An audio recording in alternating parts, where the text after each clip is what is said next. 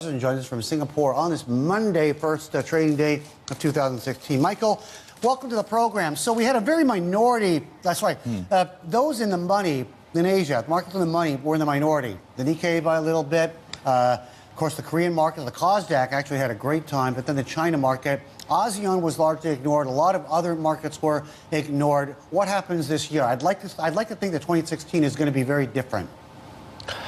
Yes, most probably yes. And I think the biggest question will be the currency angle, because as you pointed out previously, a lot of these markets that underperformed last year in 2015 were predominantly from a dollar perspective due to very weak Asian currencies. And I suppose now with the Fed rate hike out of the way, potentially the dollar could at least stabilize or potentially, go sideways instead of having another bigger surge up. So I suppose, yes, the risk-reward ratio for some of these cheap Asian markets like Malaysia, like Indonesia, potentially looks quite interesting. Having said that, I think the outlook for 2016 for global asset markets will be challenging. But having the right valuation and being attractive is very different than actually getting money to commit to you. And I'm talking to a lot of people in the last several weeks of 2015. I still get the sense that they don't have the stomach, they don't have the wherewithal and the courage to actually go in on any major way into the EM space. Far be it for Asia. How would you answer them? And I would agree with them. I think Asian markets, or not just Asian markets, frontier markets and emerging markets, Turkey, Brazil, South Africa, almost all these markets are very cheap, but they're cheap for a reason.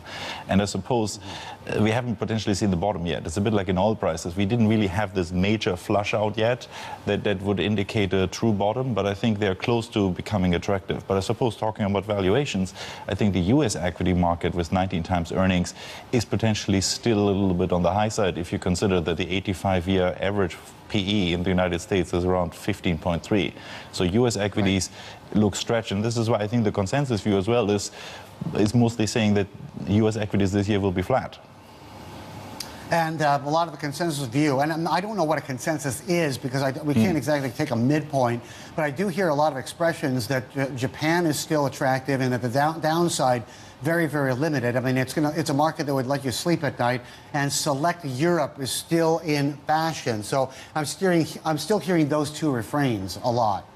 Yes, correct. And this is what most banks are saying, that because of monetary policy divergence, that is, the Federal Reserve is raising interest rates, but Europe and Japan is still having very accommodative monetary policy, there's a belief that both Japan and Europe potentially could outperform the US. And on a relative basis, that potentially could be the case, but I would argue that potentially even Japan and Europe at these levels potentially are due for a more meaningful pullback this year. Okay.